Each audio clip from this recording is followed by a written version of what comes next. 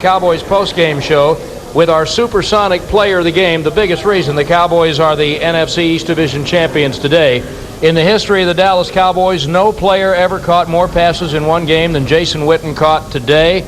And I know how much you wanted that last one after was your just heart in your mouth that whole last series? I was sick. I really was. And, I felt like the goal. I was trying to make a big play there and put it in the end zone. I've always prided myself in wanting that ball at the end of the game, wanting it in my hands and try to be the player that, wins the game for us. And bad decision on my part. Probably should have just gone down there and had the ball on the 1 yard line. But, the defense made a big stop, and Tony had all the confidence in the world and kept coming back to me. And for this team, I think it was a special win. Was there any thought on that play, Jason? There were kind of two things you could almost look at. One, did he break the plane? Two, did the knee hit before the ball came out? Did you ever say, hey, Wade, challenge? Yeah.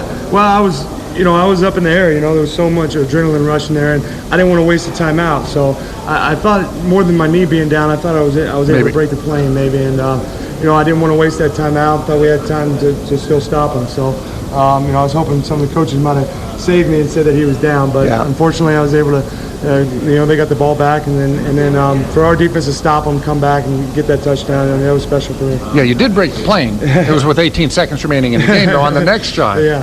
Well, that play, I think we ran that 3 or 4 times, and Terrell and I are on the same side, and when we do that, he scored. I believe the Washington game it was, and you got to give him a lot of credit because they started rolling his way a little bit, and Tony's done a good job all year making that fake and putting that ball over the top of the linebacker. So, it's special when you got a quarterback that's your best friend, and all the things that go along with that. But for him to have that confidence in you there down the stretch after you fumble the ball, that's more special. This hat and T-shirt you're wearing that proclaim you as East Division champions, I know there are several more things you want to win this year, but it's the first thing you guys have won since you've been wearing this uniform. What's it mean to you? Oh, this is special. Honestly, this is our first goal is to win in this division and then get in the playoffs. And in 5 years, I don't think I've sniffed it. And to be able to get this at this point, in the season, it's special, and it always is. But as Wade mentioned, and we told, as captains, we said to the other guys, there's more for us to play for, and we understand that, and we got to get better. Right.